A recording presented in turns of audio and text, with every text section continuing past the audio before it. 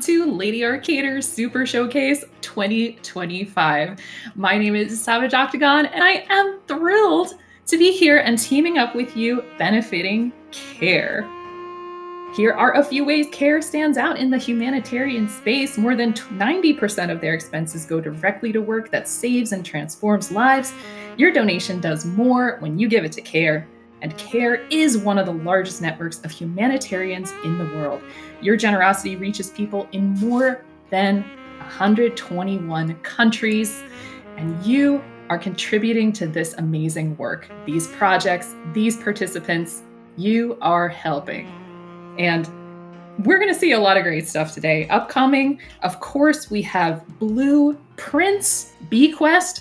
Does the B stand for blue? Does it stand for bingo? Does it stand for boy howdy? How have I managed to avoid spoilers this long? And now that's just going to explode. I'd say the world may never know, but I think maybe the B stands for Birch, and Professor Burtch is going to show us how it's done in just a few minutes. And I wanted to mention that there is an incentive that just opened up for this run. It needs to be met at $100, totally doable, by the end of this run.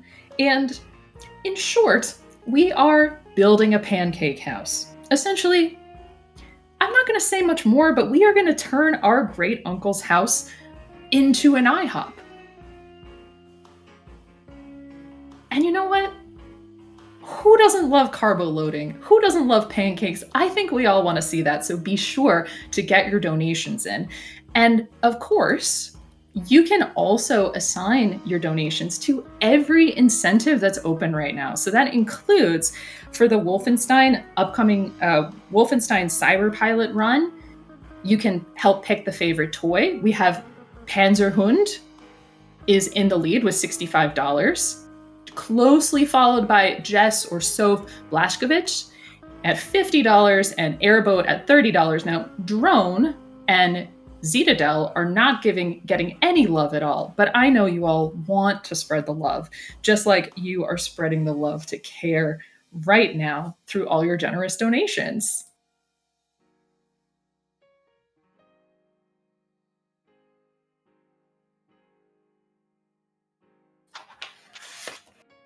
And for a limited time only, you can purchase exclusive Lady Arcader's Super Showcase merch. Choose from stylish t-shirts or tank tops showcasing the new retro-inspired cartridge design. Plus, don't miss out on the limited edition poster, notebooks, and stickers featuring our event trio, Sprite, Glitch, and Kate. Want to top off your look? Grab one of our 2 newly designed scrunchies. A portion of the purchase price from each item sold in the last 2025 collection will go directly to supporting CARE's vital work. You can check out the entire collection at ldy.gg/shop or type !merch in chat.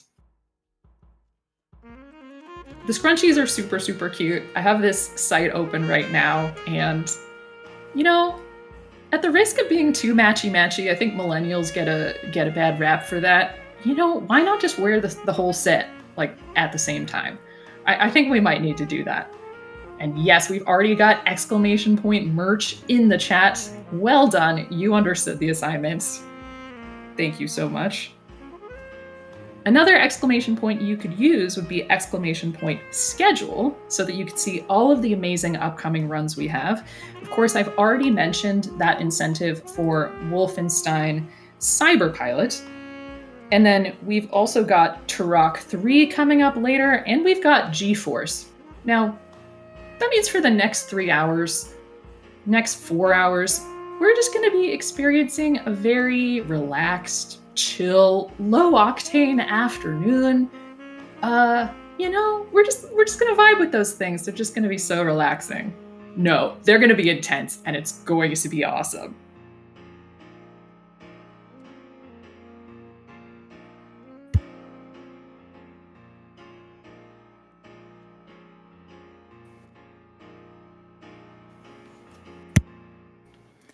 And I'm getting word that we are ready for Blueprints Bequest, run by Professor Burtch. Professor Burtch, let's build those pancakes.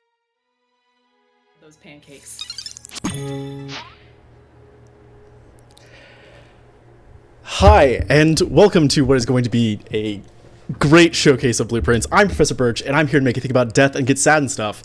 Hi. You know what? I really could have thought of that better. I am joined today by the wonderful Spef, and hi. Would you like to introduce yourself real quick before we get into this? Absolutely. I'm Spef, blueprints enthusiast, and will hopefully offset in the other direction. Let's think about life and great things. You know what? Let's think about pancakes, and Let's think about pancakes. And get okay and stuff. Anyway, so regarding the nature of blueprints, because this is a puzzle game, and even our host has been very concerned about spoilers, before we get fully into it, just a quick spoiler warning. This run is going to spoil most everything up into, including the location of room 46, location of new floor plans, locations of the upgrade discs, most safe codes, most permanent locks, microchip locations, the chess puzzle solution, and the lavatory secret. If you are spoiler averse in any way, I am sorry, but luckily there's just so much to this game, they were not going to get much more than that. But with that being said, let's get this show on the road. I'm going to clear out my lucky little safe slot 3, and time is going to start essentially as I click new game, because we're going to take the opening minute or so of the opening cutscene for me to kind of reveal the board, study it a little bit, as well as let Spef sort of give you the introduction to what the format is in general. Anyway, I'm ready if y'all are. 3, 2, 1, Bequest. Let's go! All right, so as mentioned before, we have a bingo board that was just revealed, and I'm checking that I have the same bingo board up on my screen to track, which I do. So yay, we did that correctly. So this is Blueprints Bequest Bingo. Why is it called Bequest Bingo? Well, you might notice that our bingo board is a little differently shaped than a normal bingo board, if you've ever seen one, where normally bingo is played on a 5x5 board. This board is distinctly not that. It is 9x5, because, as you'll see once Burtch starts the run, this is shaped in the same way that the in-game map is that you're playing with throughout every day as you play days or runs of Blueprints. So Blueprints is a puzzle kind of mystery game with roguelike elements, with the main mechanic being that you are drafting rooms through a house one at a time, with kind of each of these bingo squares you can see is meant to represent a room on the map in the same way that we'll be drafting them. And one of the primary goals that you have early on in the game is to reach the antechamber, which is at the top center of the map, and to reach through the antechamber the illustrious room 46, which your Grunkle, who this cutscene is introducing, has said that you need to reach in order to inherit the estate. So, as we go through this, Burtch is going to be drafting those rooms and trying to meet goals, not necessarily that the game has set out for her, but more stuff that is on the board in order to create one continuous path from that blue starting square at the bottom all the way up to the green goal at the top. So that's kind of what this format is. This was created specifically to showcase Blueprints at Summer Games Done Quick this year, and we're really happy that it exists. So the only focus time in this game that I'll talk about is literally right now. It's about 1 minute, a little bit less of focus time, in which Burtch has to draft 3 rooms in under 35 seconds. We'll explain it a little more later, but as an overview, this is to activate something called V mode, or veteran mode, which basically tells the game that you are a player who's played through the game before, and the thing that you're attempting right now is something like a challenge mode, that for one of the various in-game trophies or other purposes like speed runs, like bingo runs, and things like that. So this is built into the game. So her goal there was to just make sure that those first 3 rooms got drafted in time, which they did. And then from there, we can proceed with the game and be a little bit more consistent because we know that we have V mode activated. I also saw that she just finished a parlor puzzle, which means that Burtch might be free to talk soon, but I can talk whenever at this point. So yeah, as I said, veteran mode was like a little bit of focus time, because that pretty much jumps us to like day 20, which is very useful for basically the RNG of this game, because a lot of rooms have dynamic rarity. I'm just gonna take the security box. I'm gonna do a puzzle. And I can yap a bit more about V mode while you do utility closet. So V mode, as mentioned, skips us to about day 20. So each run is 1 day. So when you end a day, you go on to the next day. But the way that this game was designed is if you are a casual player and you're playing through the game for the first time, the goal of the developers is to introduce you slowly to some of the mechanics and puzzles of the game so that you aren't overwhelmed immediately. However, that does also mean that a lot of very useful and rare items and floor plans and options available to you you're kind of locked out of them for the first couple of days or the first couple of weeks even, if you don't activate V mode. So what V mode does is it basically says, okay, we know that you know what you're doing, we know that you are good at this game and have played it before, so we're actually just going to skip all of that onboarding and let you start drafting a lot of those rare rooms and finding a lot of those rare items right off the bat. So this really helps accomplish a lot of early game goals specifically, but also helps kind of jumpstart, if you're playing bingo, to certain objectives that you ordinarily would not be able to even accomplish or consider accomplishing until much, much later in the game immediately, which is pretty much the whole thing that makes bingo possible, is that you can encounter certain rooms and accomplish certain objectives within this hour and 30-minute estimate that these usually take. 2 saves in a day. This is gem neutral. Yeah, so what I'm looking for right now is also something why I took the utility closet when I did, is that I'm looking for the garage, because the garage, now that I have it turned on more or less, is going to allow me to basically gain access to a couple of these sort of permanent additions. But in order to do so, I also need at least a gem, and that is just the garage right then and there. And I still have plenty of doors. No, so this is good. So as you'll see, there are 4 resources in the top right corner of my screen at the moment: dice, keys, gems, and gold. Keys and gems are going to be our main sort of currency to essentially continue drafting rooms. Either keys to open doors that are locked as we get later into the house, or gems to sort of draft rarer and more powerful rooms, so to speak. Powerful, quote unquote, in the sense that they have a lot more effects than like just a typical standard room. Generally something that either adds rooms to the pool, gives items or something.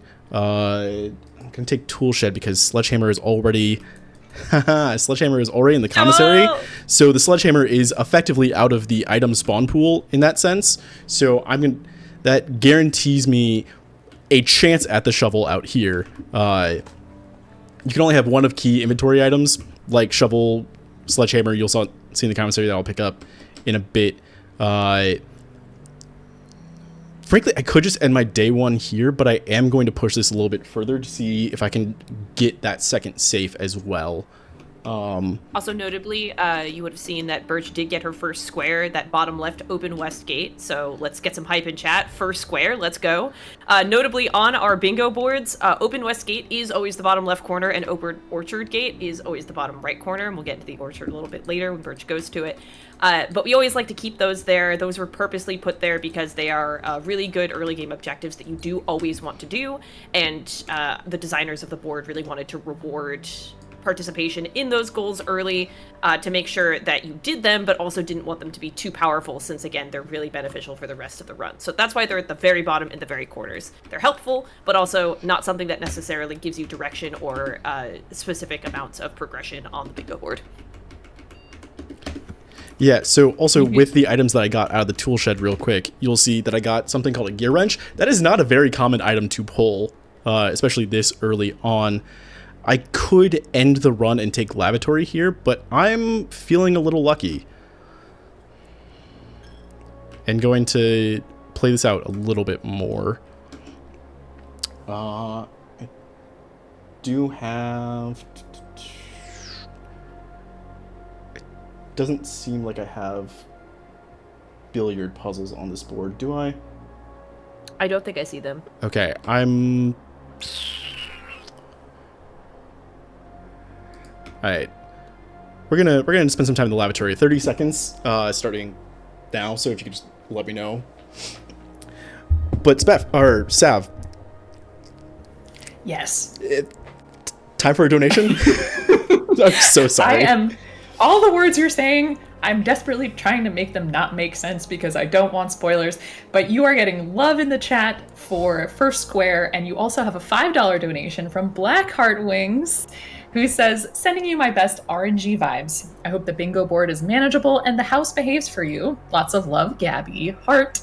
P.S. Let's get that pancake. I think they wanted to say, let's get that pancake house, but we're so excited that they might have dropped the rest of the word before they sent the donation. But thank you so much. And yeah, that's $5 out of 100 to get that pancake house. Let's make some pancakes. Is this 30 seconds? I don't have a timer up myself. Okay, thank goodness. But yeah, as I was saying about the gear wrench is a rare item that you can get that allows you to change the rarity of electric rooms. I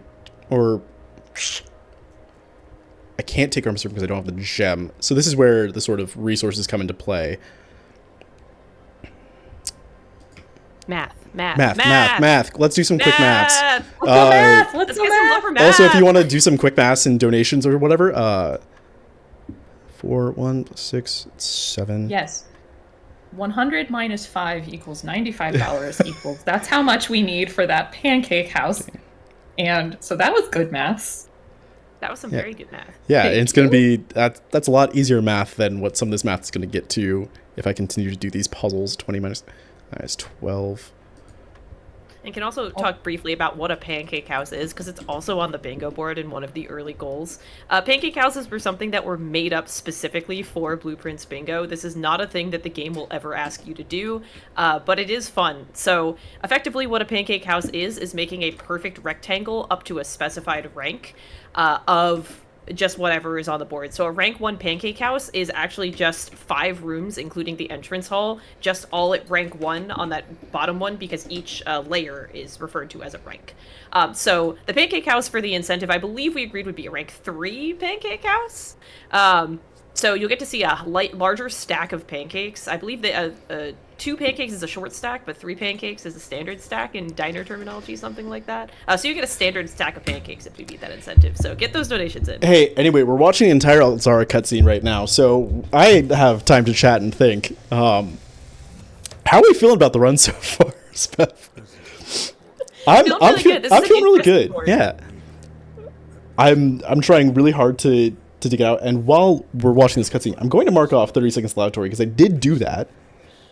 But yeah, so some of these easy goals are doing things that are essentially wasting time. 30 seconds lavatory, this Elzara cutscene, which is about 2.5 minutes, is another one. I can also mark off that I've solved 1 parlor. That's also something I need to be focused on doing. Hey Birch, is there any particular path or goal on this board that you're excited to try to aim for? Or, because I see that your dots are pretty, like, across the board. Honestly, this board is pretty fruitful in that I feel like I could go up either side, which is why I'm doing the Elzara cutscene as well, because that keeps me open to going up both sides as long as I can sort of keep these easy ones going, because I'm also going to open up the orchard gate by the time I leave this and toss a coin in the fountain. So I'm feeling really good about my start here, and hopefully this doesn't stall out too hard. I will say, because of a lack of gems, I did miss out on the observatory, which would have given me a floor plan, and already put me on 2 floor plans, so that may be... That's really the only reason why I'm still trying to, like, continue this in a little bit, is to either get that extra... that either 2 safes in a day or 3 new floor plans. Anyway, so... Well, you know what I feel great about? Yeah, math. Yeah, math. Let's hear some math, as we're now getting out of the cutscene. We have raised $315 for care, and let me just tell you, $18 donation could help a woman with critical supplies to safely deliver her baby. So $18 is good math, and yeah, still $95 left to go on that incentive. So I saw a little bit of math hate in the chat, and we can turn it into math love. I know. Math hate, math love. I know, math love. Okay, that is a little annoying because I did turn off security doors and then got a key card, so I do need to do a little bit of backtracking at the moment. But other than that, I should be good for a pretty successful day one overall after I hit that. Yeah, okay, this is the way back. Right, that, and this also gives me a chance to go back and grab the sledgehammer from the commissary, because that's also important to what I need to do today in general. Because day one, for the most part, is a lot of setup for other threads / the rest of the day. Days. Yeah, it's just here.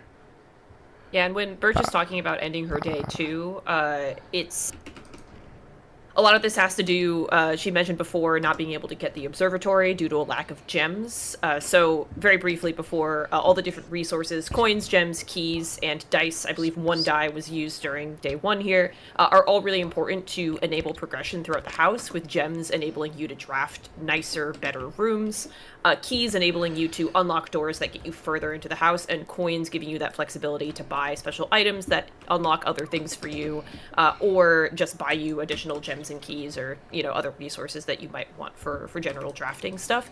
But on gems, I think we actually didn't talk about why Burtch just rushed the utility closet and did a puzzle in there and unlocked something out the back, which was the gemstone cavern, which actually starts you with 2 gems at the start of every day. So running out of gems or hitting a wall because you can't draft something because of lacking gems becomes much less of a problem if you can get that gemstone cavern immediately. So that's usually the very first thing that bingo runners will do, is get the utility closet because it enables the garage, but then also get the gemstone cavern, because as Burtch had mentioned, this is all set up for the rest of the run. So now every day aside from this one, you start with 2 gems instead of 0, which is absolutely enormous. And the orchard gate that she'll be going to a little bit after this as well is also really huge for that, because it gives you more steps to start with each day. So every time you move from room to room, it takes 1 step. So and then there are also things that make you lose steps, or when you're walking around outside, that also takes a certain number of steps. So the more steps, usually like 99% of the time, the better. And so you always want to have a lot of those to make your way through the house and get to higher ranks. Another safe opened here. That's 2 safes in a day. Do we have that? Yep. Hey! I also have I know I have inventory items. How many is do I have inventory items? I say You as my do not have inventory items. Okay. If I had 8 inventory items, that would have been great. But I think I need to play very smartly. So 7, 1, 2, 3, 4, 5, 6. I'll get to here. Ooh, I might run out of steps. I'm not entirely sure. Yeah, billiard corridor. I'm cutting it a little close, which is questionable, but I may... Ooh. Okay, I'm actually not going to be able to get anything else today, which is unfortunate.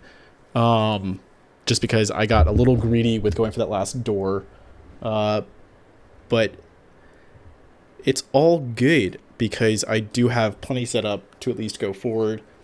I also have the outer room. The west gate is the most important, because the orchard gate I could literally get whenever. This is just going to make my day 2 a little different than I'm used to, because what the orchard gate does is it increases your starting step total to 70, starting from the usual starting 50. But I'm still in a pretty good spot to set some stuff up that I think I might just do a quick little lap outside to the outer room and then to the orchard gate before doing anything with that. And I also did dig this chip up too. That's great. I forgot I got both microchips. And Ooh, it is on there. Tomb Norder Reservoir, far right. yeah, I'm gonna just do... Yeah.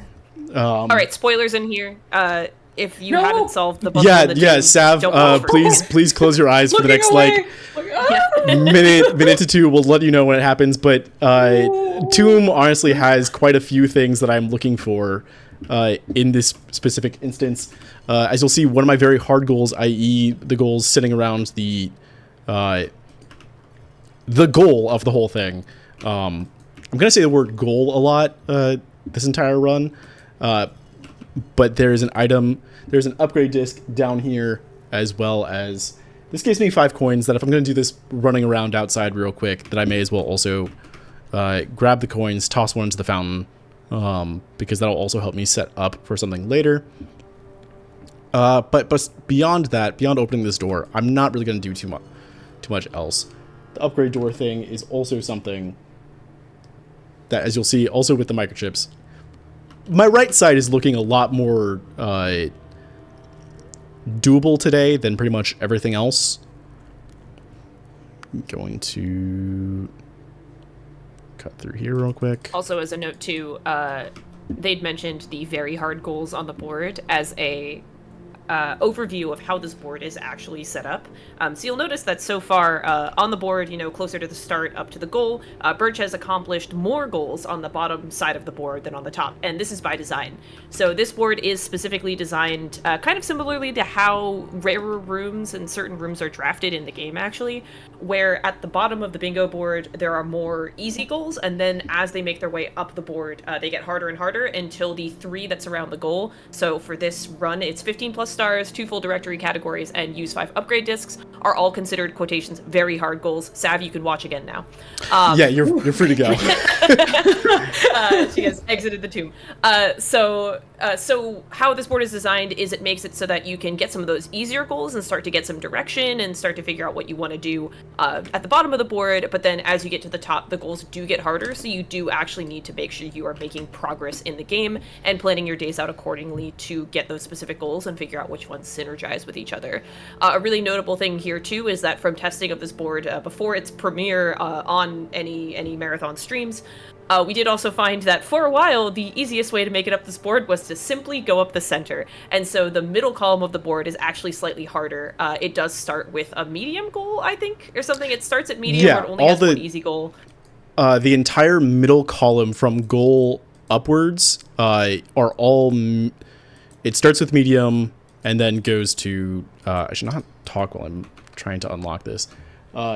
So you'll see from retrieve key to about end of the day with 90 steps, those are going to be all mediums, or I think eat salted food is the last medium, and then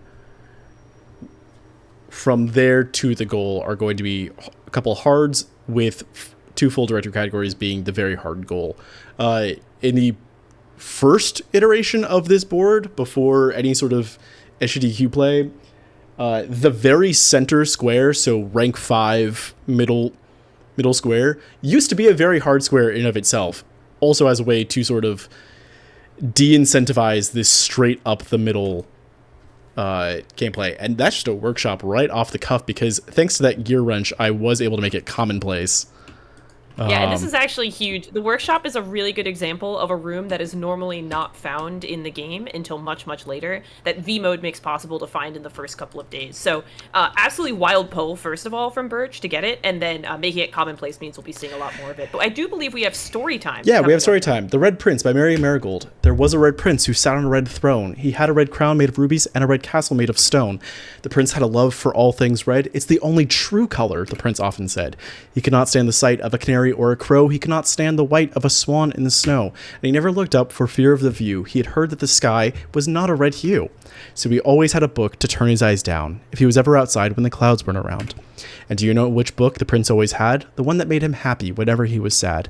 A story he had read in the bath and the bed, and maybe you can guess with the clues that we have said. It was the story of a boy who also wore red, and he looked like our prince from his toes to his head.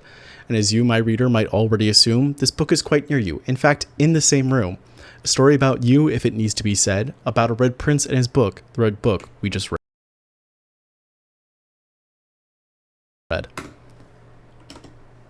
Thank you for story time. And that was also the Orchard Gate. Let's not read that again. I'd really like this run to continue, but also I'm kind of situated to just make a pancake house if I can just... Pancake house. Go straight. Pancake house. Yeah. Ooh, this is pretty situated for a pancake house. Yeah, as much as I have... Oh, I have the upgrade disc, though. So no, I need to actually try to get this upgrade disc used. No pancake. And okay, yeah, no pancake. I'll probably go for that next, but I need to at least make progress on the very hard goal. And speaking of pancakes, Sav, how are we looking on that other pancake house? Yeah, I was just saying we have a little progress on that. We have $5 from 3Pup. Now, I put a secret challenge in chat while I was deliberately not listening to you or not looking at you in the tomb. And I said, please send fake spoilers in your donation. So I have no idea what's real and what's not. And 3Pup has said, spoiler for Blueprints, Roxas is Sora's nobody. I understand none of those words, so I feel very good. Thank you so much, 3Pup. Yeah, that's 10% of the way there. Yeah, that's one you'll definitely have to look out for. Keep those donations coming in with those spoilers. Yeah, that was a really important one. Yeah. I don't want to know what's real. I don't want to know what's not. Like, just donos, just pancakes. Let's go. Okay, this day is already kind of it's pretty cursed. So I'm just going to draft both these Exits of the Dark Room, which I can't see, and then call it a day, actually, because I was already going to planning on I at least use the disc, so I might as well. I got that started. But yeah, 2 days and most of my bottom half of the board filled out. Yeah, I was really phrasing that in a way. Well, there are a lot of goals in the bottom half. So Burtch has like really set themselves up to kind of go in either direction here, which is a really, really great start. Making sure that they've got a ton of options to get up to that goal. Also, as mentioned before, based on that spoiler, so a lot of the story in this game is kind of told in a really emergent way. You find clues, you find books, you find letters. So most of it isn't actually directly told. You watch cutscenes from you feed coins to a dude in a box who tells you things. So a lot of it's really emergent. So spoilers like that one that came up, in that story, you don't really, learn directly about the nobodies of the folks in this game. You actually do need to read their letters and figure it out from a lot of that really immersive storytelling. So, Simon has a nobody too. Could anybody tell me what their name is? I think I just crashed my game. Oh no. Too much hype for one run?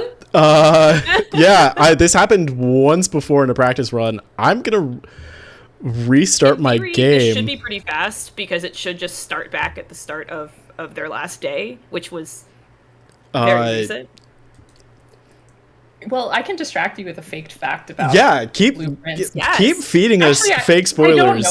I don't know if it's fake. It could be a true fact. It could be a true fact. Okay, so the Kyle Thomas sent in $1.65 and said, fun fact, Blueprints is named after famous 1999 song Blue Dabba Dee by Eiffel 65. That's true. That is a true Blueprints fact. That is exactly what it's named after. It has nothing to do with the double entendre of the title, nor any wordplay. It is simply that this person really loved Eiffel as well as Prince, the artist, as well. And it's just a combination of the two of them. Okay, so I'm loading back in. Hopefully, yeah, okay. Everything should be... Day 3. Yeah, we're good. Yeah, we're day good. 3. I'm getting a free reset on my day 3, actually. So in the off chance I do not roll the same outer rooms that I just did, that may be a little bit of beneficial. So I may have inadvertently save scummed a little bit. But it's a marathon. This is all for charity.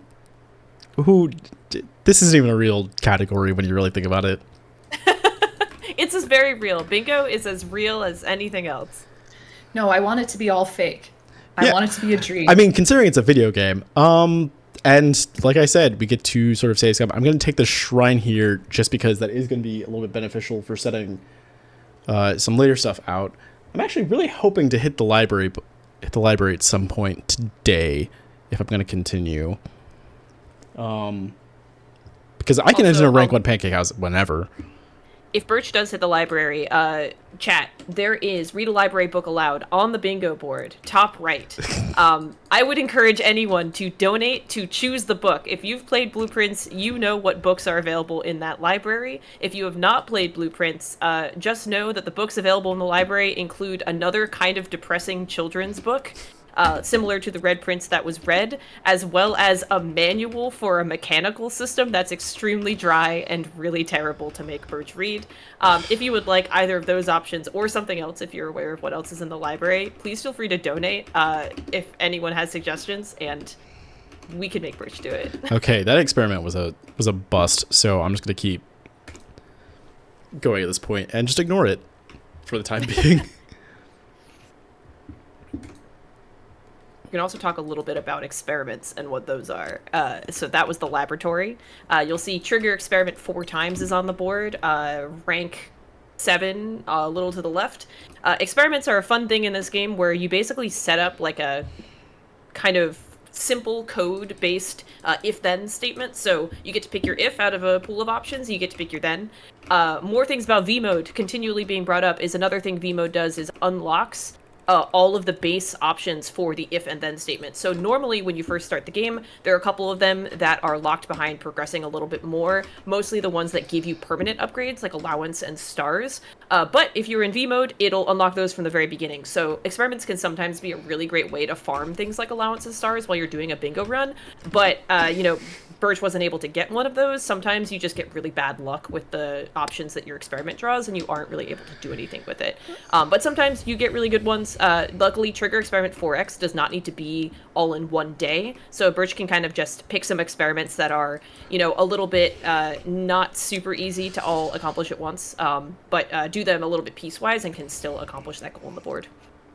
Anyway, while you were yapping about experiments, I did manage to at least hit 2 things back to back that are pretty solid for me in regards to 1, both my experiment, and 2, also something immediately that allowed me to take advantage of getting the commissary specifically. So in the commissary, I lost my shovel that I had day 1 due to the fact that the run just ended basically for things out of my own control, as well as I got a little greedy with my steps. And that's also eat salted food. Nice. You can salt anything in this game. Yeah, you can salt anything.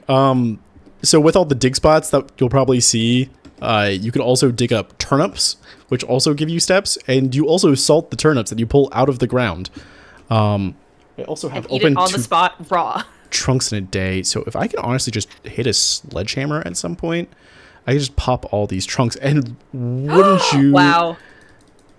That was beautiful. You know what? Blueprints giveth. Blueprints hopefully doesn't taketh away. The security door is a little annoying. So far, I think you already had your taketh away with the game crashing. So that's true. Yeah, you know what? You know what? Fair. Yeah. I got you. That is 2 trunks. At least. I'm gonna go back to the entrance hall and draft out that, just to hopefully get a key or some kind of other resource that helps me open doors, because I could definitely draft most whatever. I could also crack this trunk down too, and just more gems. I have 10 gems. I just need 1 more gem. 1 more gem? Oh no, that's that would just be up and down. Sorry, drawing room. I got excited. Yeah. Yeah.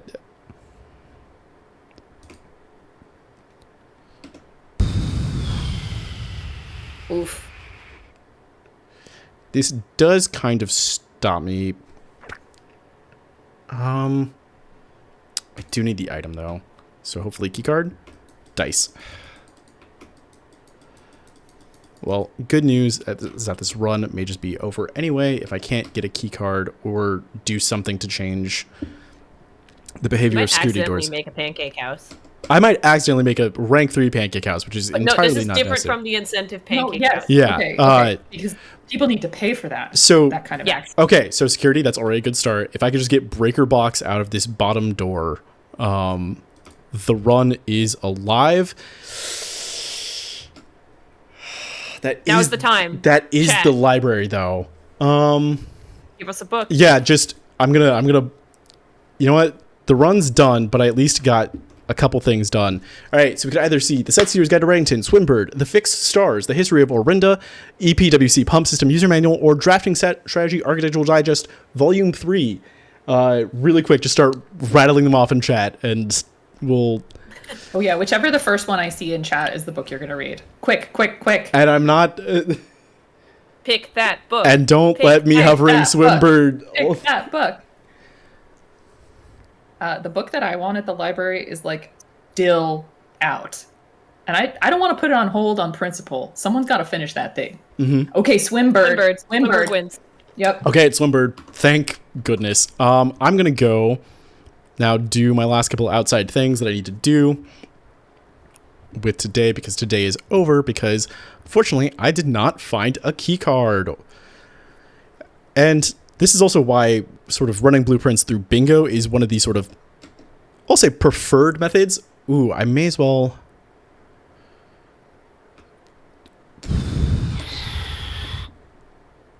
No, I'm gonna debate for a second, because I do have the shrine and I can get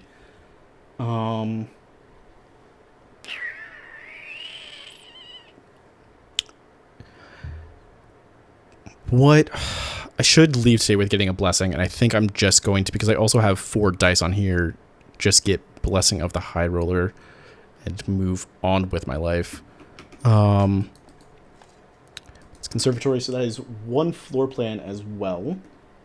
I've still not hit observatory, so I don't have the planetarium, which would be another second and easy to get blueprint.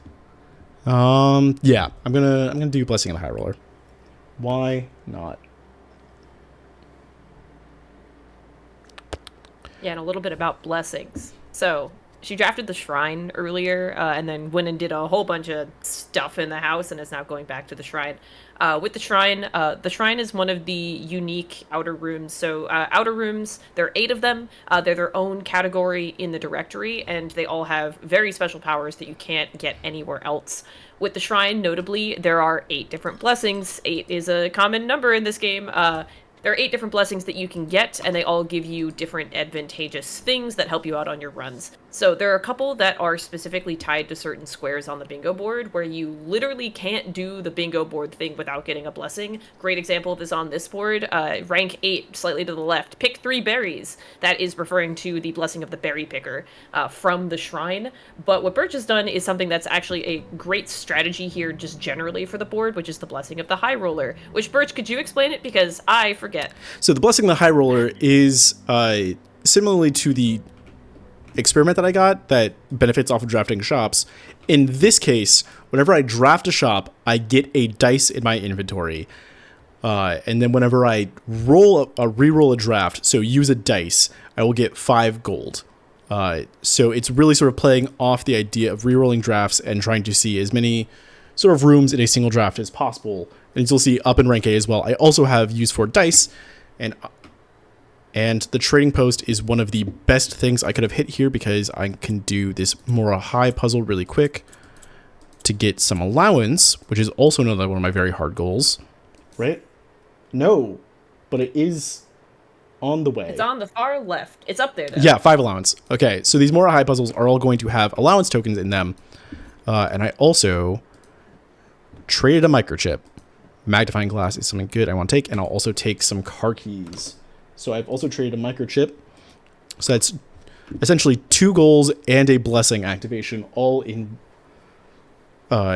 one shop, or one room pick, more or less, which is at a certain point kind of what all this setup days prior have kind of like led to, is that the more threads you could sort of activate or put into place early in the days. And I'm just keep getting, this is the 3rd time I've drafted workshop out of this specific square in a row. Making it a commonplace is a little too strong.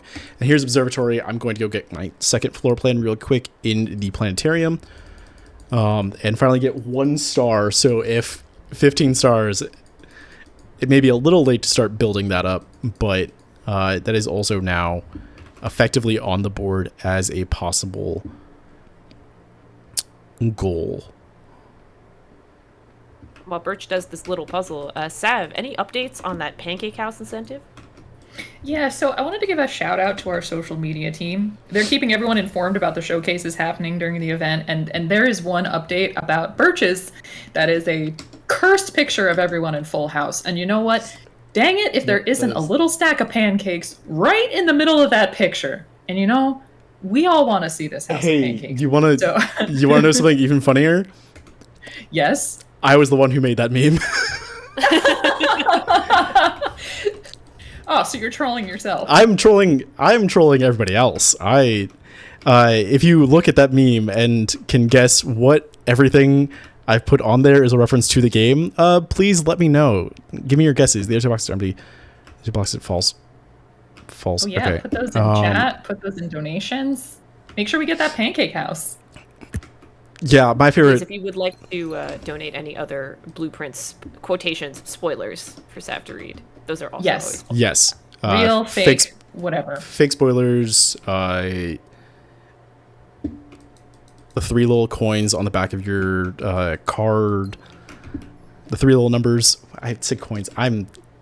I'm trying too hard to say pithy things while also doing critical thinking. Blueprints is a surprisingly hard game to talk and play at the same time, even though a lot of the gameplay itself is, mostly just clicking buttons, opening doors, solving puzzles, which I think, compared to a lot of other speed games, there are a lot of, those ones have, like, frame perfect. Well, there's one frame perfect trick in this game, I call it. They have a lot of, like, frame perfect tricks and a lot of, twitch movement. In this one, you are processing a ton of information at once. Every single draft, you have to make really important decisions, keep track of what's going on with your map, keep track of your inventory. So the amount of brain power required to just run this game is actually so high, despite the fact that the gameplay itself seems, like, relatively simple compared to some other games. I can't talk and play this game very well either. It's really tough. And as you know, like, by looking at the bingo board, this is also something you need to keep track of, as well as where you are on the board and which objectives are on the board as well. It's just a lot of stuff going on at once. A lot of multi-threaded things.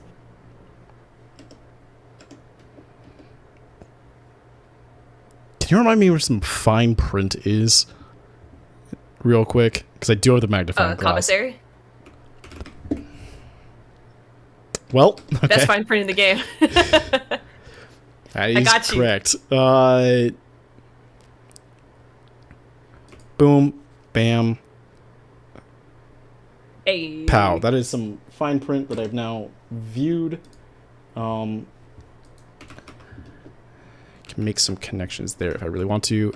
I'm going to have to start drafting out of entrance hall again because I have drafted myself into a dead-end corner at the moment.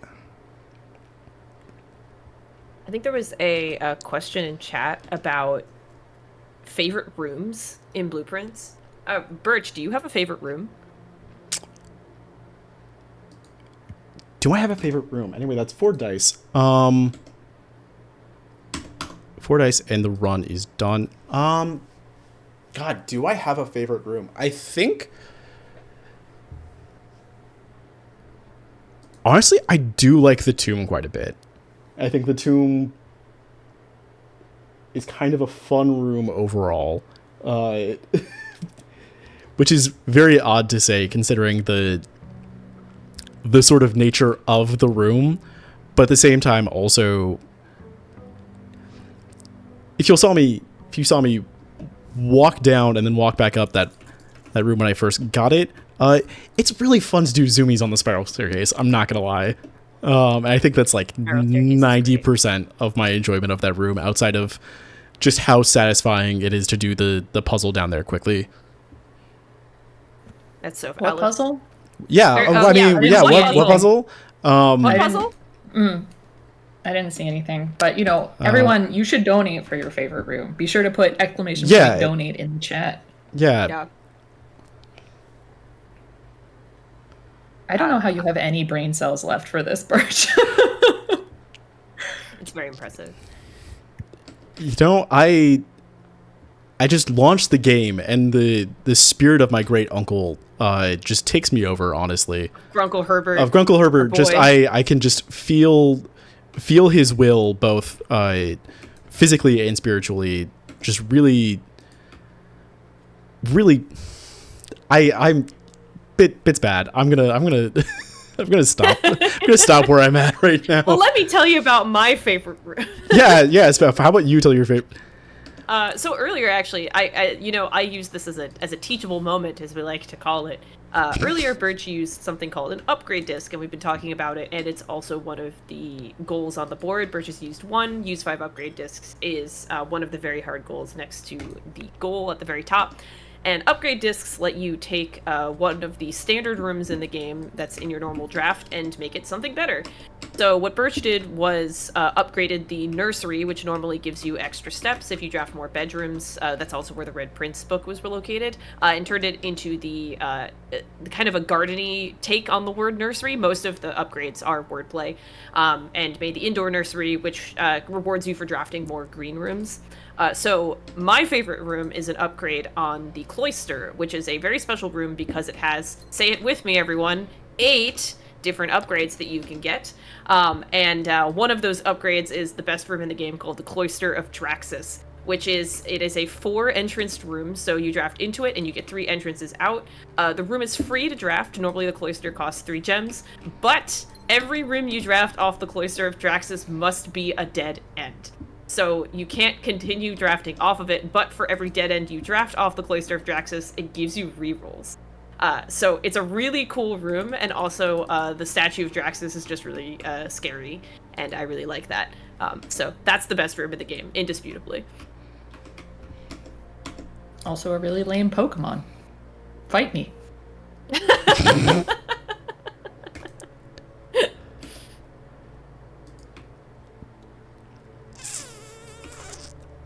Okay, metal detector. This, we're kind of in a point with blueprints, as in most BQuest runs, where we're just kind of doing whatever. Not gonna... Bert, comment from chat for you because I need to tell you before I forget. Upgrade disc. Uppies? Uppies disc? Uppy disc? Wait, Uppies disc. What is this metal detector telling me that it's here? Is it a coin under the chair? Is there a coin under the... Is there a key? Oh, is there a key between the chair and the books? Is it blending into the ground? Yep, thank you. That is only a thing that can happen when you have the metal detector, by the way. Coins and keys don't normally just spawn on the ground, but if you're holding the metal detector, it not only yells at you when something metal is in the room, but also makes it so that you have a chance to spawn a coin or 2 or a key on the ground, which can be really useful if your RNG is good. Otherwise, you just run around a room with your metal detector screaming at you until you figure out what's going on. Yeah, is there something metal in the room with us right now? Is the metal in the room with us now? I really don't want to take the gym here, but I'm going to take it and then come back through. Buckets. Buckets. Not yet. I'm going to go walk into it real quick. I'm just trying to... Do have end of day with 90 steps, as well as draft locker sauna and room in a day. Yes, I'm gonna take this here because I have plenty of doors otherwise. What is... Okay, it's gotta be something that's in here. Okay, coins, cool. So yeah, you're gonna see the gymnasium's effect is that 2 steps get taken whenever I walk through it, and that's because Simon canonically cannot resist taking a quick little shooting some 3s while drafting. And it happens every time you walk in the room. It happens every time. So he's just like me for real. Simon must hit the buckets. I'm just going to buy a banana real quick just to get my steps back from that. Hey, and here's library. Okay. So we can at least mark something off today. And story time number 2. Swimbird by Mary Marigold. I am a dare bird, a daring and brave bird, diving so deep, a ride on the wave bird. There is not a dare I would not do, there is not a depth I would not dive to. However, my friends are not very open to the idea that I like the sky less than the ocean. Bird in the sky, not in the sea, is what they say when looking at me. You are not a seabird, you are not a swim bird. If you are a friend bird, fly in the wind bird. And shouldn't you always listen to friends, for they know me best, or so they pretend. So I dare not dive, and I dare not swim, and I dare not step foot in the ocean again. And I dare not smile, and I dare not laugh, for they will do it for me and on my behalf. And I dare not dream, and I dare not speak, for maybe my friends won't like the real me. and I will say goodbye to my dreams and the sea, and wonder why daring feels just like defeat.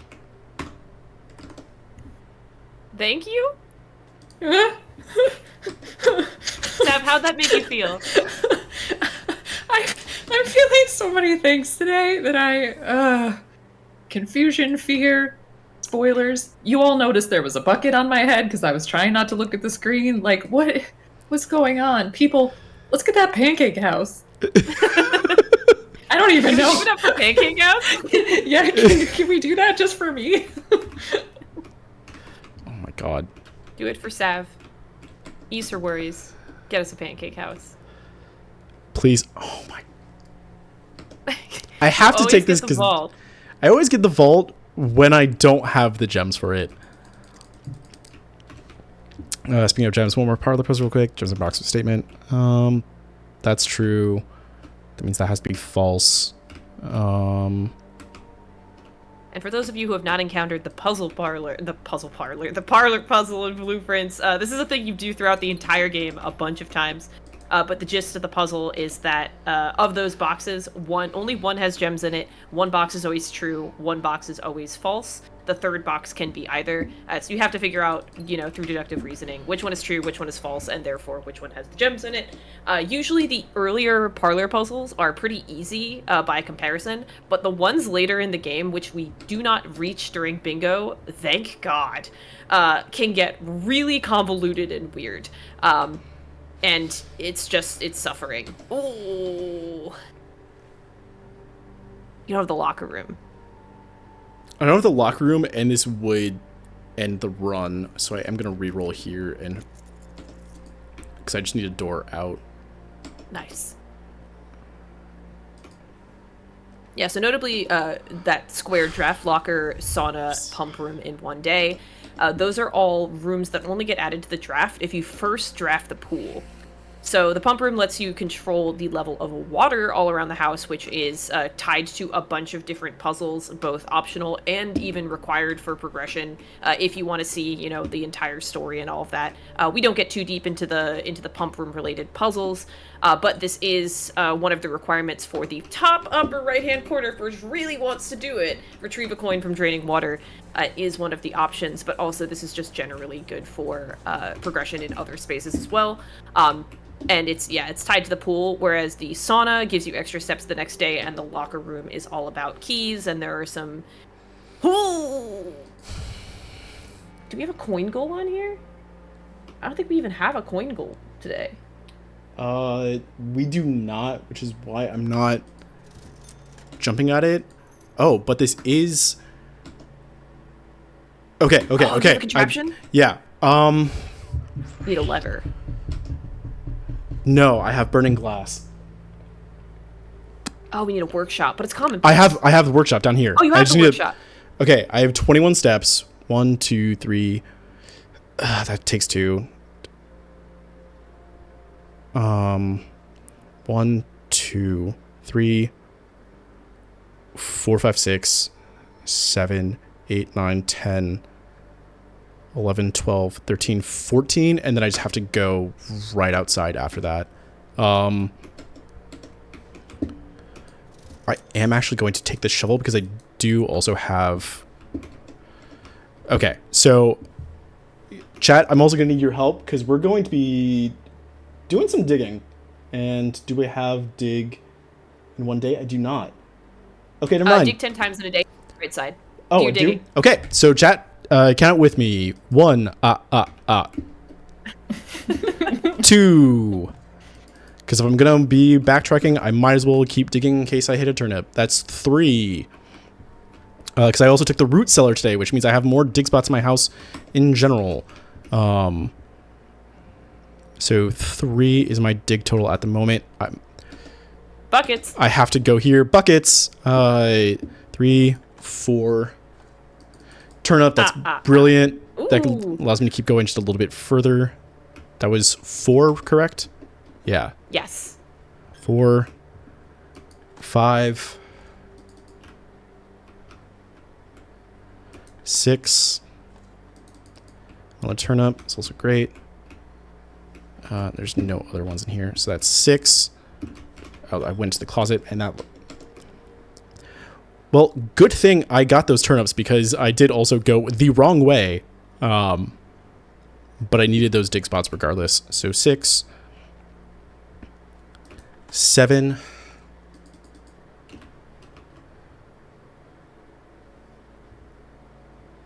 Oh, okay. I also have here. That's cool. 7, 8, 8. You can go all the way to the root cellar. Oh, that's right. I do have the root cellar. I'm silly. But I do need to come in here. 9. If there's a 10th one in here, I don't have to go to the root cellar, but there is not. So I'm going to magnifying glass, metal detector. I'm going to make a burning glass, which also gets me make a contraption. So contraptions are fun. Many of the special items that you can pick up throughout the game, which is pretty much anything that goes into your inventory. Notably, a lot of the things that you would think kind of go into contraptions. So, for example, this one is the magnifying glass and a metal detector.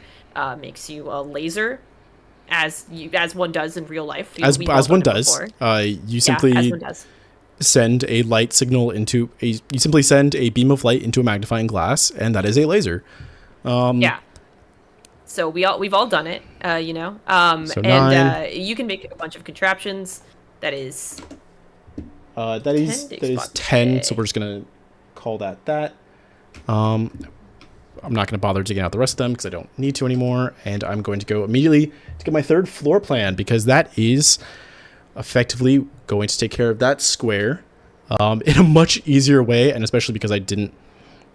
I'm also going to retrieve my coin from water. And I'll mark that off on the day end when I get to it.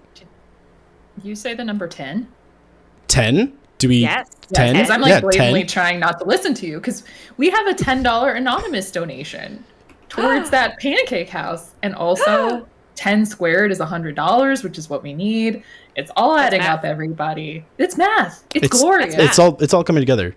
People in the chat are saying yes, numbers. It's all good. Yes, numbers. I love numbers. And I love numbers. And I love math. And I specifically love it when number go up. So if we can keep number going up, that'd be great. I agree. Anyway, number going up is great. Sav, look away again. No. Okay. Light puzzle spoiler involving contraption. So yeah, with contraptions, there are a ton of contraptions you can make in the game.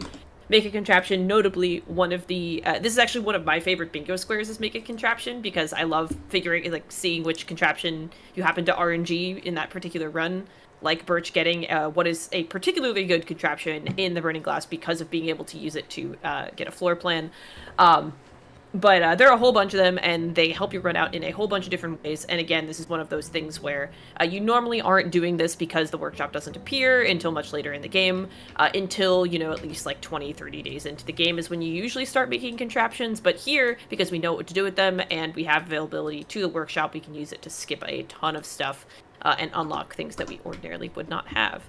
So it looks like Burtch is really getting to the top right corner of this board, so it's probably what they're looking at. I saw them just checking some directory categories. Do you have any leads on filling those directory categories? Yeah, I was just about to say that, and it's my least favorite one to do so, in that the easiest directory category at this point may just in fact be red rooms, which is super swell and fun. And I had 90 steps and I could have just ended, but I decided to leave like a silly lass, and I'm grabbing the hovel instead just to keep going that outer room directory, because that is sort of still my main win condition at this point, especially because I'm really not hitting my upgrade discs like I have been in previous runs. Are you not hitting your uppies? I'm not hitting my uppies. Quite in fact, I'm downies. Can I look again? Yes, you go. Oh my god, yes, you could. Okay, first of all, in my haste to cover my eyes, I knocked everything off my desk, and now you won't even let me look again. I'm so sorry. I'm so sorry. I forgot that I told you not to look. I'm just sitting here in the dark, and I'm hearing about discs, and that's making me think about pancakes. What are you all doing? Playing Don't worry about blueprints. Don't worry about it. Don't worry about it. Game mechanics. I'm so worried. Okay. This really is that sort of blueprints, I'll say junk time. Can we get a check on the time, actually, because I don't have a timer running real quick? That's a great question. We are at just under an hour. Oh, just under an hour. Okay, that's actually so looking good. Really good. Full send here. If this is not it, it's not it. Yeah, so only 30 minutes left to get in all those donations. Yeah. To get that pancake house. And Spef, can you remind us a little bit about why that's cool again? We love pancake houses. So actually, this is great because Burtch was just scrolling through her history on each of those houses. So building a pancake house is really fun. You have to build a rectangle. Again, this is a thing that the Blueprints community made up for bingo boards, where you just have to end the day in a house that is a rectangle of up to whatever the rank is that we decide for the pancake house, tall and fully filled in. So this is kind of tough to do, honestly. You do have to do your draft in a specific way to accommodate it, and it's not necessarily conducive to getting to upper levels of the house, but it is just kind of fun to do and pretty impressive to see someone do it off the cuff.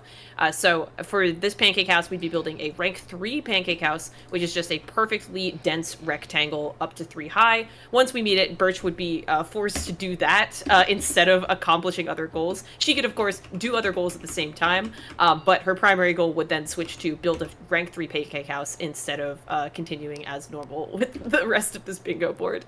So I think it'd be pretty fun to make her do that, and also we love pancakes here. I'm also getting really hungry. Yeah, I unfortunately did not eat lunch before hopping onto this, so I am also, the pancake talk really also is making me hungry as well. Hey, remember when I said I need a directory of red rooms?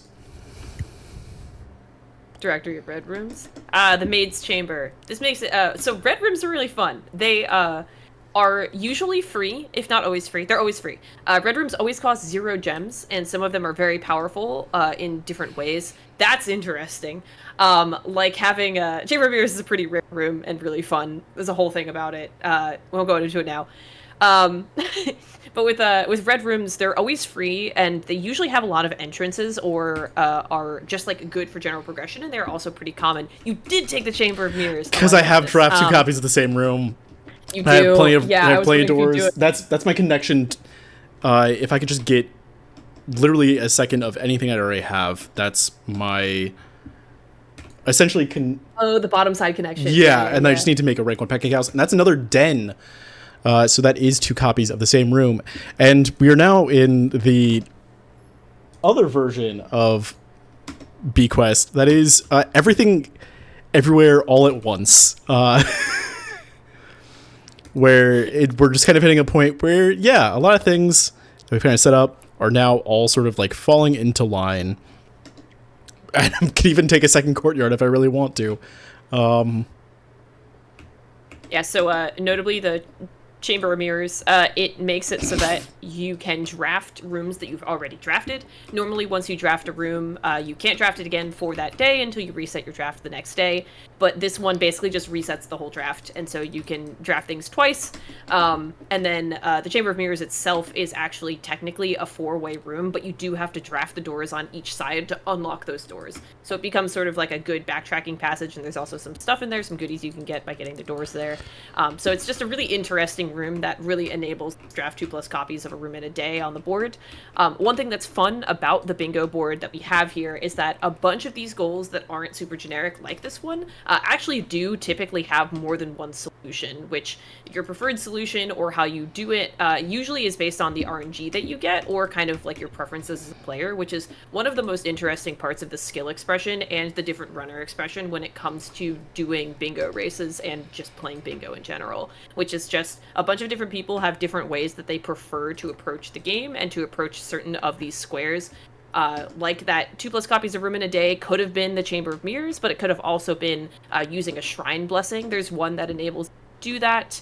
I'm trying to think, what are the other... There are some other ways to do it that I can't think of off the top of my head. Like you can... there's like a lab experiment that adds aquariums to the drafting pool, so you can get 2 aquariums. Stuff like that. There's a blessing that... There are a bunch of shrine actually that enable this. So there's just a bunch of ways to do a lot of the stuff on the board that makes this kind of thing fun, because I don't think I've ever taken a Chamber of Mirrors in any of my bingo runs. This is my first time doing it as well. Nice.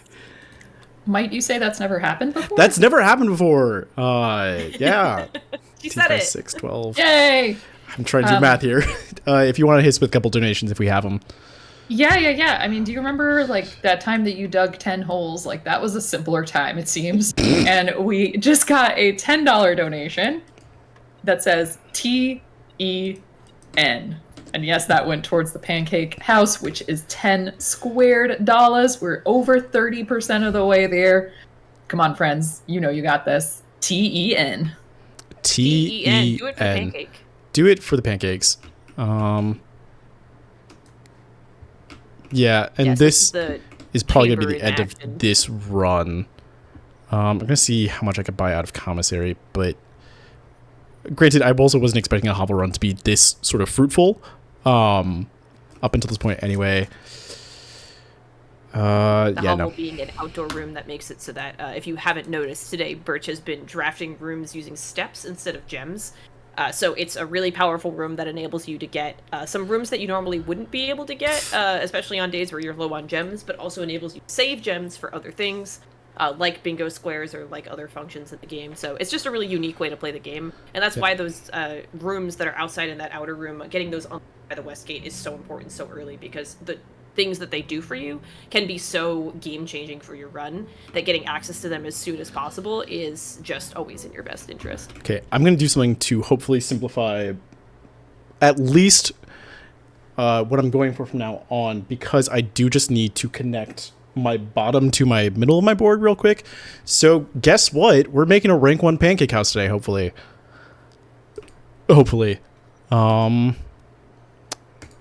Tool shed just for... Yeah, you know, okay, I don't even take those items. But didn't you say you were hungrier than that? Like, I am so hungry. I would really like to make a much bigger pancake house than this. I really want to turn my my grunkle's house into an IHOP, people. Let's make that happen. Correct way to respect him. It's what he really wanted.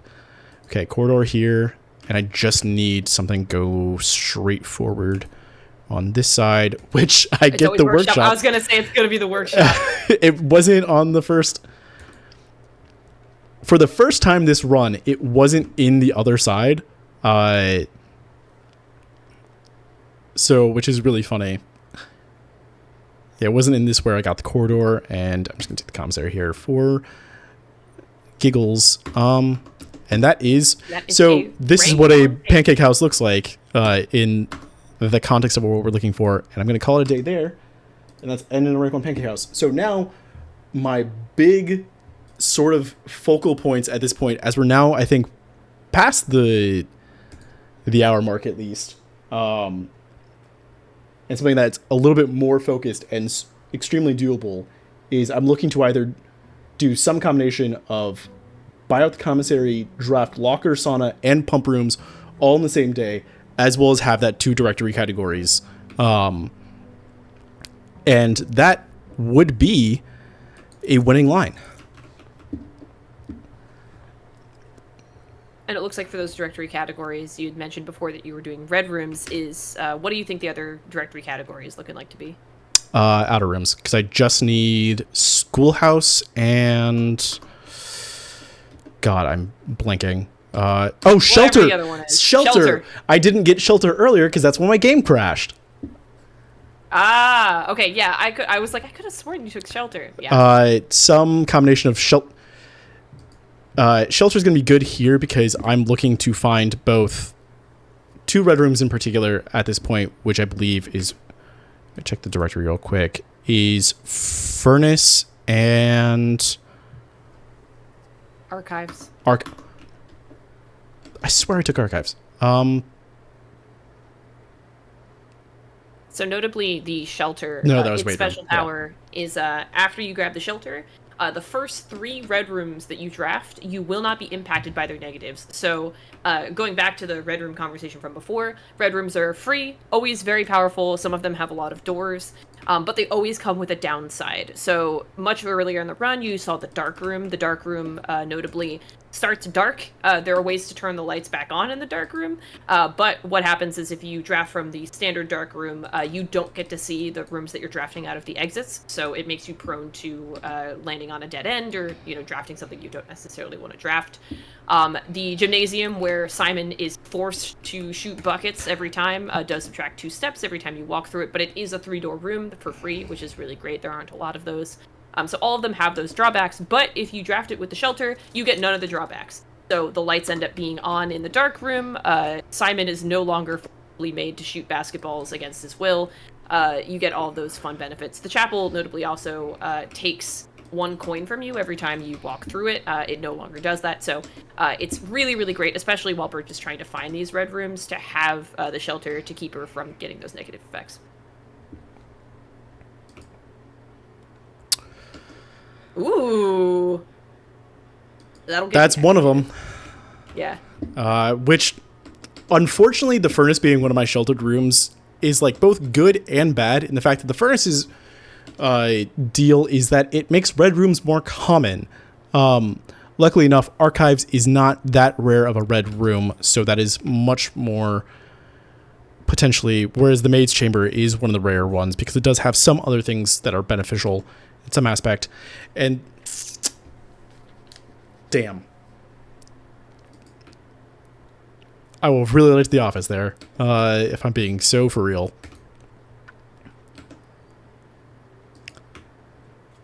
Your luck with upgrade discs has been like so. So for context, every box black, that's false. Every box is 2 and it's this one.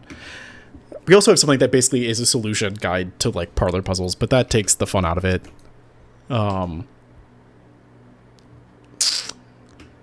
So what was I saying? For context on the upgrade discs is that spef and I did a race a couple days ago, where upgrade discs of this format, and upgrade disc was one of the later goals. It was only 3 upgrade discs as opposed to 5, so it was one of the hard versions, not very hard. I got 5 upgrade discs in a run that I did not need 5 upgrade discs in. Too many. That was simply too fun. So the fact that I've only hit 1 this entire run so far is also extremely funny. But it's a great example of the RNG of these runs, which is kind of the whole reason why bingo is fun, honestly. Because this is truly, like, it is just room drafting, but it's really got those elements of a roguelike where every single run is completely different. You really don't know what you're going to get. There are certain elements of, being able to manage and control your RNG with things like rerolls or, understanding your draft. But really, at the end of the day, you look at this bingo board, and no matter what think is going to be easy that day or what you think is going to be something you can manage to do, it usually isn't. You usually end up stumbling into some other stuff that you never thought you'd get, like having a workshop be commonplace and therefore making a contraption being a much simpler goal than it would normally be. Things like that. So you're really kind of just like at the whims of the RNG of this game when you do stuff like this, and therefore sometimes, even though using 5 upgrade discs could be really easy to do in one run, the next one it could feel like nearly impossible. Yeah, so I hit a locked door there with no more keys available to me and no more doors to draft. Therefore, I just have to go ahead and hit reset because I am all out of resources. And that's sort of how most runs of Blueprints on a day-by-day basis kind of go. Which is why almost the preferred method of speedrunning this game is bingo in that aspect. Because, so as we sort of said with V mode before, that day 1 runs or sort of very quickly, let's say the category is called bequest because you're trying to get room 46 and find bequest and have the house bequested to you. Gear wrench again. I can even up the rarity of a room if I really wanted to at this point. But with that, those are much more reset heavy runs. More often than not, some of even the top runners have taken like 10 hours just to get one good bequest run. or bequest percent, let's say.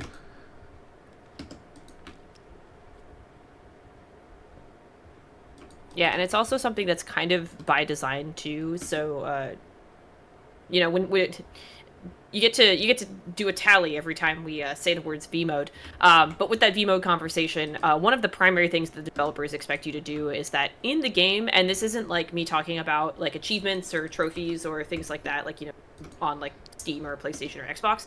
In the game, there are trophies that you acquire in the game and can put in like a little room called the trophy room. I apologize if there was weird noise. I just smacked my microphone. No one. That you can earn by accomplishing specific goals throughout the game while you're drafting. And one of those goals, kind of a really notorious one, is the Day 1 trophy, which is to reach Room 46, which is kind of the primary early goal of the game, in one in-game day, which requires a bunch of very specific combinations of rooms, drafts, like resources, and it is really, really hard to do, even if you know everything about this game. And so Day 1 runs are a thing that a lot of speedrunners are trying to accomplish as fast as possible, but that also, like, a lot of normal players just want that trophy, and so they end up having to take on kind of the mentality and strategies of a lot of speedrunners of this game to even just get those outcomes in a way that does not take you hours and hours and hours, because you do have to reset the game so many times that eventually you're just like, I just need to do this fast, or else all of these resets are going to take me a lot of time. So, it's kind of by design that we know that this will happen, and in the game that they challenge you to do these things, which I think is also really cool. There's a really robust, not only speedrunning community for this game, but just community of general people who just want to get that Day 1 trophy, and the speedrunners are always around to help them out. Yeah, okay. Okay, so twice now I've got an experience in a row where my if statement is whenever I bypass a security door. So hopefully I could actually get some security doors. I have to take workshop here. I don't have to take workshop here. And I've already lowered the rarity, so moving it back up doesn't really count. Did you increase the room's rarity? I have not, but that is not necessary. I could go for that. Greenhouse, I can't even take it. So why am I even looking at it? I'm really just trying to get a certain amount of gold and buy out commissary at this point. Because that's probably going to be one of the easier things to do. I really would like some gems, which I am going to go back and hopefully... Oh, I didn't even do the parlor puzzle. Gems in the false box. Gems for false box.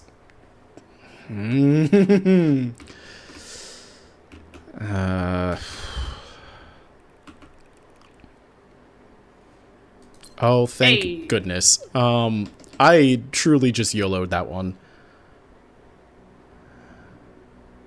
There is a certain point at which, like, brain exhaustion from running this game, you do get past the hour mark, and you're just like, I don't care if I win the parlor puzzle. Like, especially once, now that I have solved 3 parlors, I'm just kind of like, yeah, whatever, man. If I get it, I get it. If only...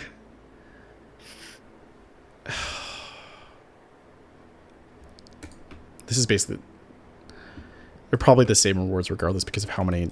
I do need the 1 gold more than 2 items at this point. So also, luckily, because the sledgehammer was in the commissary, a very special interaction that now happens, which we'll see when we go back to it if I go through it, is that it technically buys out the sledgehammer from the commissary's inventory, so it effectively reads as sold out. So in this case, I've now just reduced the amount of gold I need by 8. But still getting up to that is it still a little bit of a task. That's still 20 gold that I need to get to, and I'm now at 12. And the rumpus room was one of the few ways I could do that. Ooh, if I could... Need a gem, though. Security door I saw in there. Door. Yeah. Luckily, the conference room has 2 doors, so hopefully they're both fine. Closet here. I can now... If it's not a security door here, I can... It is a security door. Okay, I need to go backtrack all the way back to hallway. But so, Sav, if we have any donations or announcements, hit us with some.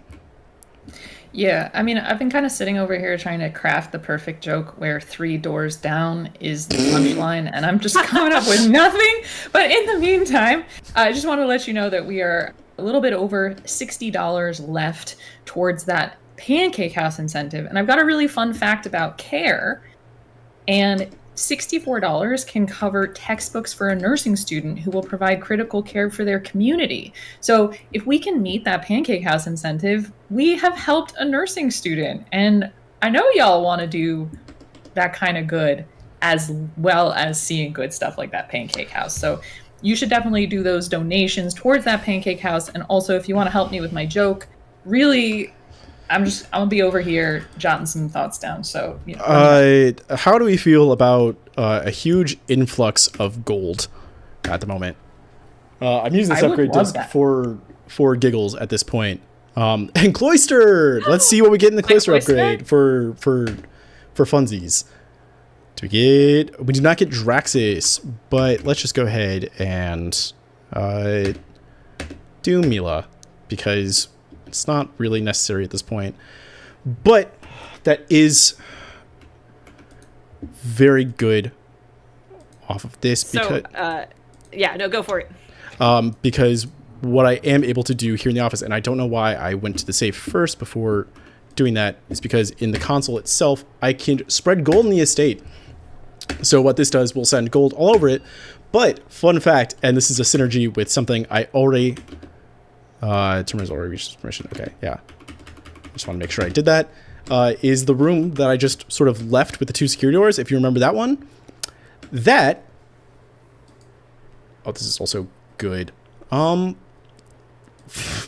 gonna do fun. Make the utility closet unusual. Just go ahead and get permanently increased rooms rarity for out of the way for funsies. Is that all that gold that I spread throughout the house should... Do I have the steps to get there, though? Oh, no. 1, 2, 3, 4, 5, 6, 7, 8, 9, 10, 11, 12.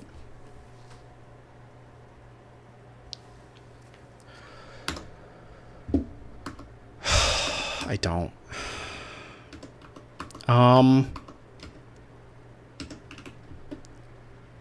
Okay. This is kind of a cow bummer.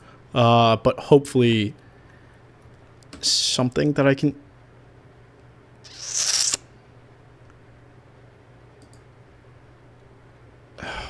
Okay. This is... I was not keeping track of my step count. And that's locked. Yeah,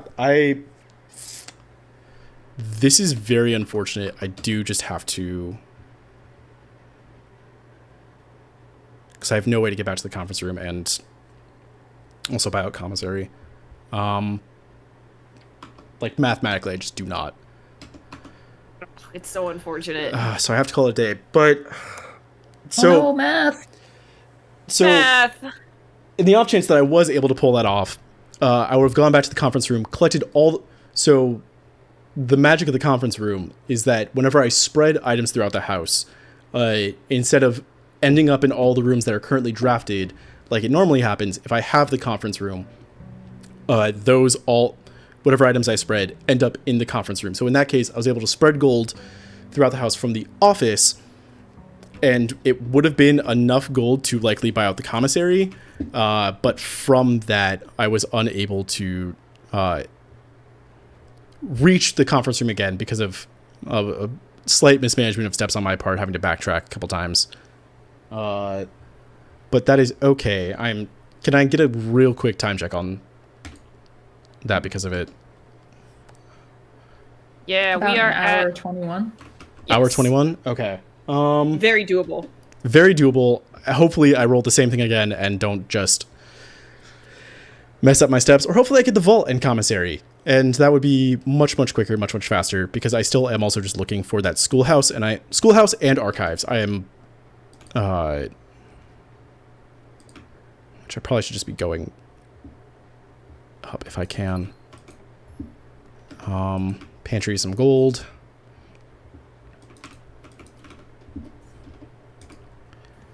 Yeah, that was unfortunately on me. My bad. But do we get to hang out with you more if we meet that pancake house incentive? We do, because that is technically a separate run, although I probably will just do it from this save file, funny enough. Save on the box is true. Provider was true. Yeah, we did bake in extra time on the estimate of about a 10-minute extension for building the pancake house. So if you want to see more drafting shenanigans, that's also a very good reason to get those donations in and see Birch turn this house into an IHOP. Spef, that was a very excellent bake pun. I'm very proud of you. Okay, that's archives. I made a pun? You said bake and then pancakes. Okay, so that is... not bake. That is a full directory of red rooms. Going to show that real quick to confirm it. And I do just need... Okay, so... all my other remaining win cons are still kind of on the board. And it was sheltered, so I don't have to draw archive plans. That's huge. And this is, once again, this is actually a little bit more of a 5, 11, 19, 29. It's just as bad of a gold count there. I'm actually going to go and try to get as much resources as I can off of my archive rooms. Simply in the off chance, I'm just going to take the corridor here so I can go back easily enough.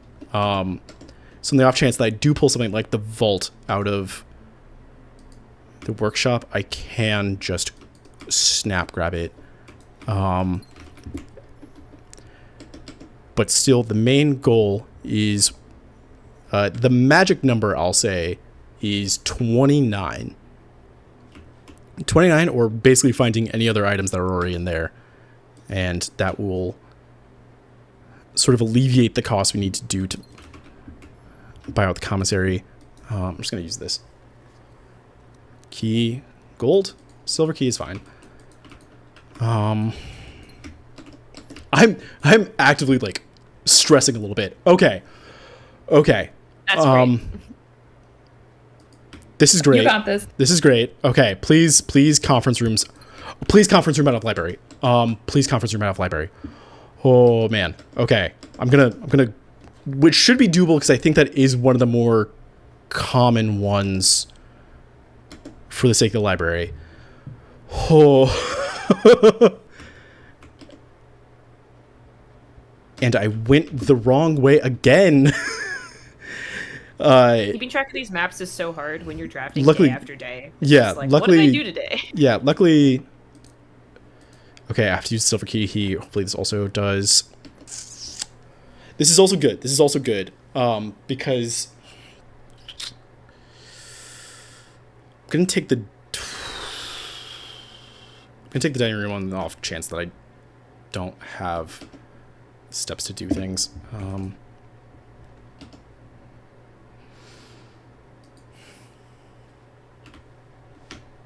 Can't bother doing boiler room at the moment, and that's locked. Okay. I don't need to do boiler room in full if this is just open.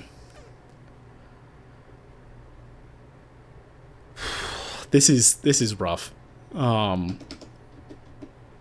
You're but sheltered. it is sheltered though, which is good. But if these are all locked, regardless, yeah.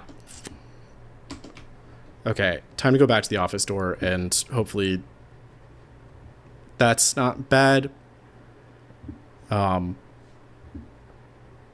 I did have to. Yeah. Okay, so it's 10. And this is a great example of blueprints being blueprints.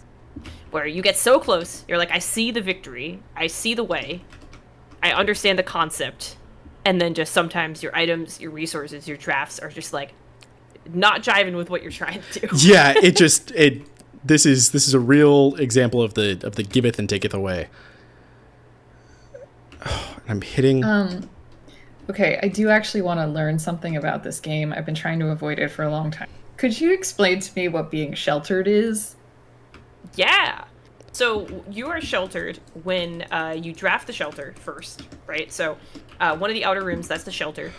And then if you have the shelter active, if you walk into specifically a red room, so the ones with the red borders, you then can prevent the bad things about those rooms from happening to you. So all red rooms have a trade-off. So it's like, hey, you get this room, it's free. However, you lose half your steps. But if you are sheltered and you drafted the shelter beforehand, you do not lose half your steps. You just get the room.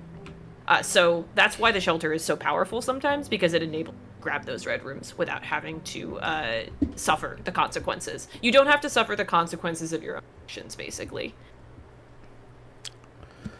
Oh, that's pretty neat. You know what else is neat? What's neat? What's neat? Pancakes. Pancakes? Do we? Pancakes. Whoops. Yeah.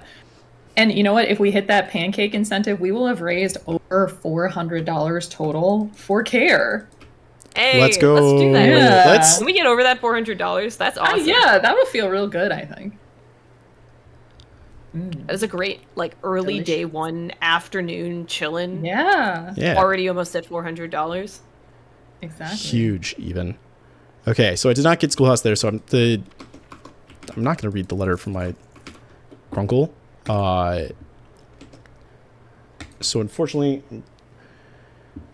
still starting on a bit of a back foot for this run, but if I could just once again keep doing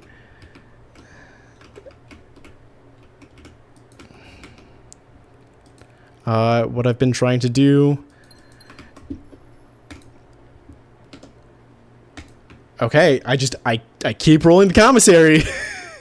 I would really like to be able to do this. Well, don't commissaries have food in them? Unfortunately, this is the one shop that does not. Funny enough, yeah, now that you say that, actually, the commissary is the one shop. Or that there will only have food is in it. one shop that has food in it, and that's the kitchen. Yeah. But the commissary distinctly never has food, which is so interesting. Why'd you have to point that out? Now all of my positive feelings about the commissary have vanished because it is. Oh my god. Because the commissary gives you so much more. I'm so sorry. Yeah, if you have a How could you have done this? I will go sit over here and try to craft my joke. It's never gonna happen. Yeah. no Sal, come I back. believe in you. If you can craft that joke by the end of this run, I will donate $5. Oh no. Okay, that does help. I grabbed the shovel, so that's at least 14 gold from what I saw. I tried As to you've noticed, the commissary, the notably no food commissary, inventory does change daily. There are ways in the game to like special request in quotations items to get them to show up in the commissary if you really need to fix what's there. But usually when it comes to bingo, we just don't really have the time for that unless we're like really desperate. So when it comes to trying to buy out the commissary or do specific, ooh, when you have 5 gems, that's really good. There's like very specific things. Let's see, what are we gonna get here? So the boiler room is very funny. You can see that the boiler room has 3 doors. I think in the last day, Birch also drafted the boiler room and went out the left side of it. The boiler room is a power source for the house. So this is, again, one of those things that we usually don't do a whole lot with during bingo, but it is a part of a lot of puzzles in game and other things that you can do in connecting rooms and stuff like that. There's a whole system in the game for powering rooms and what certain rooms can do with electricity and when they're powered versus not powered. And the boiler room is kind of the centerpiece of all that, which has like a little puzzle in it that you also need to do in order to use the door or that you enter the boiler room in. So usually most of the time we do that puzzle explicitly, either A, just to use the room in general if it's our only option, or B, to get the use an elevator square, because there's an elevator as part of that puzzle in the boiler room. But ironically, those are really the only 2 reasons, and there's usually no reason for us to actually use the boiler room for its intended purpose. So in a casual run, you might see the boiler early and be really excited about it because it unlocks a lot of puzzles, but for us, we see it and we're like, oh my gosh, if I want to use this other door, I have to do a puzzle, and that's takes time, and we don't like things that take extra time.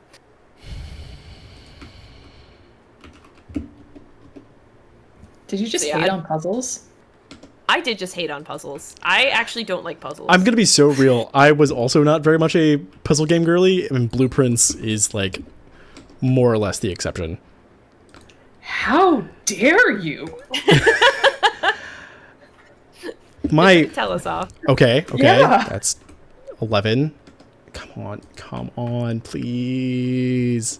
I'm not big on puzzles. I like. So one of my favorite things about Blueprints, aside from the wacky ways that we can make it a bingo and speedrunning game, is that there are a lot of puzzles in Blueprints, but none of them really ask you to solve anything. Oh, that's such a rough reroll. Solve anything particularly fast or block progression by. That's being 10 able gems, to by solve the a way. puzzle. That's so funny. Wholly unnecessary, but why not? Honestly, But the way a laundry Blueprints would go presents its hard. puzzles to you is it gives you a lot of different avenues with which you can find the information you need to solve a lot of puzzles. So it's kind of like you can play it on hard mode in a way by solving a puzzle just the small amount of information you get from the outset, but also if you simply play the game for long enough, usually there are urgent hints in other rooms or letters or other like things that pop up that help you kind of get extra clues that'll help you unravel the puzzles. And so I think for me, that's why I actually like this when I usually don't like games, because anytime I hit a puzzle where I felt like I'm really stuck, I was like, I can just keep playing the game and keep doing runs, and eventually something is going out to me, and it'll help unblock this puzzle for me, rather than having to like bash my head against a wall. Birch just got a really great draw here, which can distribute gold throughout the house. So all they'll have to do is get that gold to be distributed, pick it up, and they should have enough to buy out the commissary since they've already traded it, which is fantastic. And at this point, I just need to backtrack instead of... Yeah, notably when things are spread and you did not collect them in the conference room, they just like are on tables and stuff in other... You do have to go through the rooms and check to see where they got placed in order to grab them, which is a little bit of a nuisance, which is also why we definitely method of how backtracking and searching every room, even the dead ends, takes some time. But ultimately, you know, when your goal is to get money, you just got to get the money. You know, I'm just like still really upset about the whole puzzle thing. And so if anyone wants to send in a donation, praise puzzles, I would really love to read that so that I can read it in a really upset voice. Please scold us for the two puzzle game for totally having opinions about puzzle games. Yeah, excuse me. Like, come on, chat. Let's do it. Let's scold. Okay, this should be more than enough. There are only two things we can all rally around here: being angry at us and pancakes. Hey, yeah, I was all fired up to get angry at you. You right want to know? You want to know something? Exact amount of coins, and that's buying out the commissary. Okay, so now she's got left 2 full directory categories, which I believe is just Schoolhouse. It's correct? just Schoolhouse. So we're going to hit a very fun point in the run, and that's just going to be me resetting on the outer room every single day if I don't get Schoolhouse. Hopefully this won't require resets. Hopefully she didn't get Schoolhouse like the last 2 days, so like I think that's putting us in a good spot where it's more, at least like for, this isn't actually how the code works, but like I like to think that if you didn't see it for the past couple days, it means Schoolhouse will show up today. So hopefully she just gets it on this roll, and that'll just be time. Yeah. However, it will be a matter of like one of the very common endings of Blueprints Bingo, which is just simply re-rolling for a very specific outer to do it. And if I had a room that guarantees me dice in this instance, I would wait for those, and no. Of course. Get that bread, folks. Let's get that bread. $60 donation from Corey saying worldwide Casa de Flapjacks. Worldwide. I love that. I believe that is our exotic foreign IHOP, but that puts us within $10 of that. Chat, you're racing me now. Come on. Like, there are all kinds of things you can do. We can yell at Birch and Spef, and that'll make us feel good. We can donate to charity, and that'll make us feel good. What's pancakes? What's more money for care? Right, exactly. It's really a win-win. I say win-win-win. I might be the person who gets scolded. It's a real win-win, I guess. And nope. Oh my gosh, you gotta race Birch. Okay, here's the thing. You got like one more reset. So who will win first, pancakes or Birch? Yeah, and also like it's really easy because there's a thing that's cycling in the lower left-hand corner. It's like a beautiful rainbow QR code, and if you scan that QR code, you can go donate super quickly. So I know you can race Birch. Trust me, I've also done this much faster, but this is what the game's giving me. Yeah, sure you have. Dang. Dang, Would some say that was pretty savage? Pardon. Damn. One might say that. Come on, chat. $10 more. You have until basically probably I get to this door again. Who knows? Schoolhouse is one of the rare outer rooms. Oh my god! Gosh, are you kidding me? That's ridiculous. Okay, two more resets. I think this run has gone on long enough. If I cannot get it in 2 more resets, I am very much. If you get it in 2 more resets, you still got it in our hearts. Yeah. You keep saying that number 8. Also, give me the hook whenever at this point, because I'm gonna count this more or less as a complete run, regardless of whether or not I hit Schoolhouse here. So at this point, so much of this at this point, awesome. it's just milking time to get that goal. Well, you keep saying that the number 8 is really big in this run, and you've got $8.35 left to go for these pancakes. So Corey got that ball rolling. Oh my Let's finish god. it. This is really just the game and the universe saying, hey, get those $8.35. Yeah, so we can chat. or else the game refuses to let Birch finish this bingo board. And again, let me out. let her out. Let me out. Okay. You don't have to worry anymore because Princess Shortcake comes in with $10 saying, let's go pancake. Let's go we pancake. made it. Yeah. Yes. Okay. Please, for the love of all that is good and Hashtag free Birch. hashtag let's go to school. Hashtag let's go to school. Hashtag pancakes. Hashtag puzzle games rule. Hashtag puzzle games rule. If I got there it is. There it is. Okay. I'm telling you, all we needed was to meet the incentive, and then the universe was. Okay, that is officially time.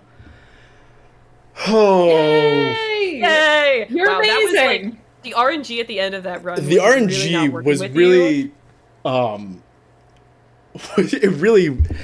it really did not want me to get the Schoolhouse, and after I hit it like at least once prior to it, and had to take something else. But yeah. So yeah, we did hit the incentive, right? We did. Okay, so let's just get a quick time reset. I'm only gonna go for a rank 3 pancake house this time. And I will just try it off of the next day.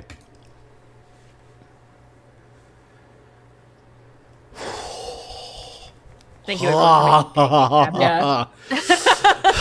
God, I'm like actively sweating. It is not. I'm just gonna leave that up. Okay, so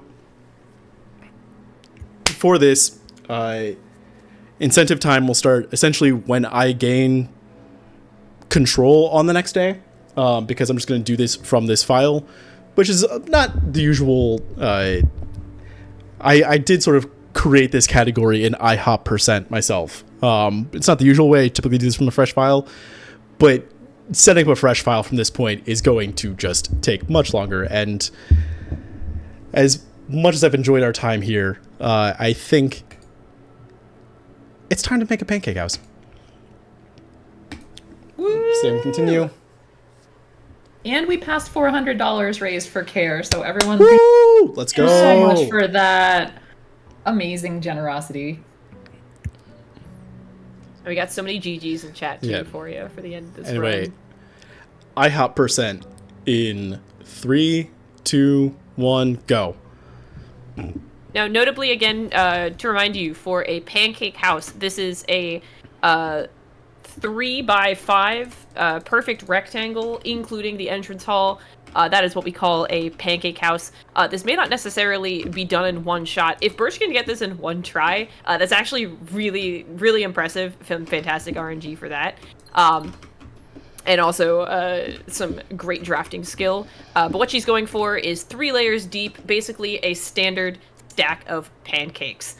So the patio here is a little rough. I think she would have rather had something with 2 entrances on the side to grab the top layer of that pancake, but that is okay. This is still fully doable off of this. Grabbing the boudoir, I presume, for the gem. I feel like I'm like color commentating this. Yeah, no, just go. I'm locking in.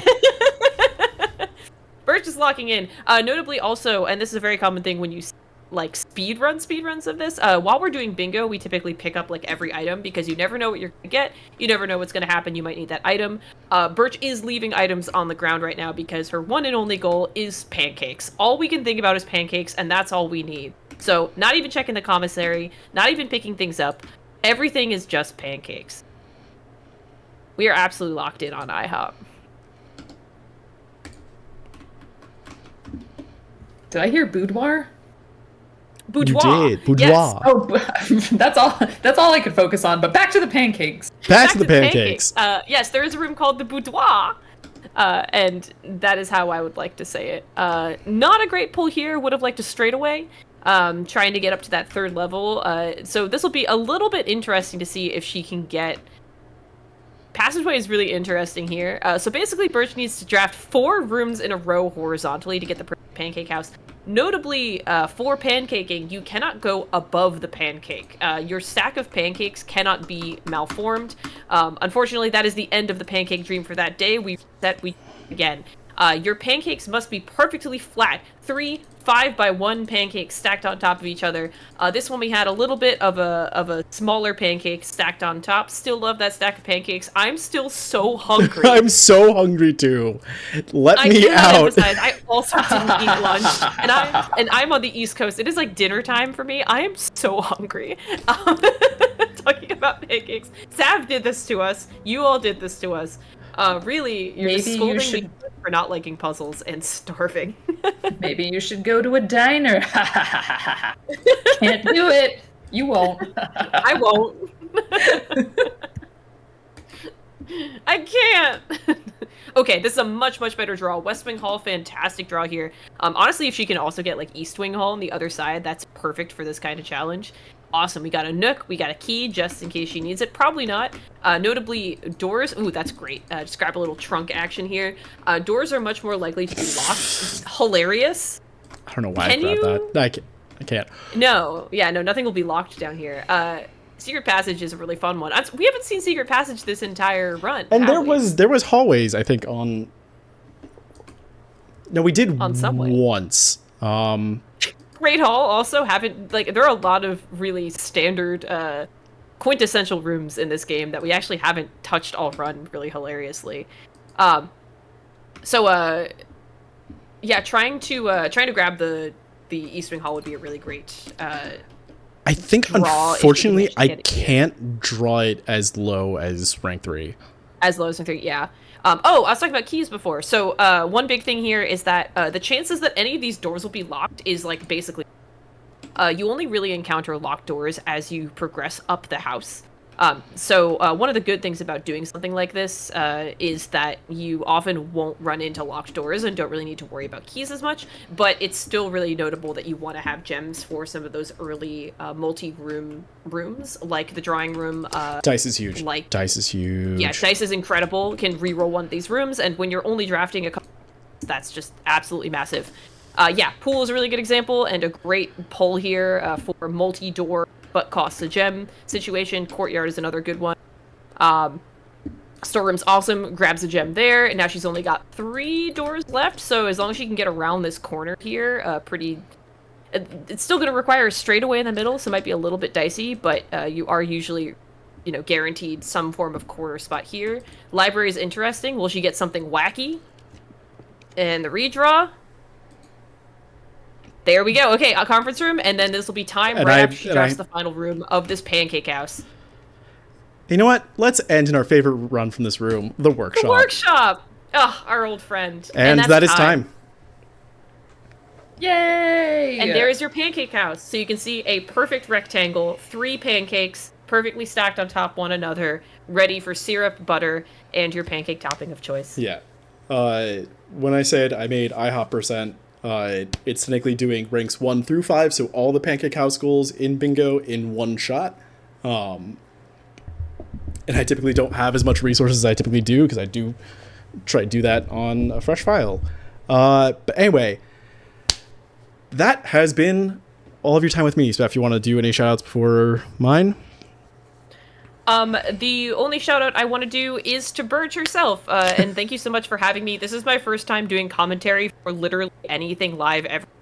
So I just really want to thank you for reaching out and for the opportunity. And then also shout out to Sav for being such a lovely host and being willing to host this run, even though she's been trying to remain spoiler free for so long. But yeah, hopefully you play requires now. a lot of dedication. So thank you for being here.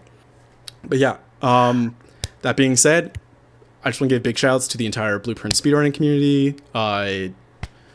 Everyone, especially those who ran it at SGDQ and made the format to begin with. I wouldn't be here without them just saying, hey, what if we made a bingo board in the shape of the house? That being said, spef, too, you've been great, especially helping me prep and all that. And honestly, I would not be here at all running this at any event, let alone 2 in the next sort of couple of weeks. If it weren't for my partner, Blackheart Wings, they've been amazing and so supportive, and I could not have a better cheerleader in my corner than them, and it means a lot. So, that being said, take care, love you each, and I'll see you at the next one.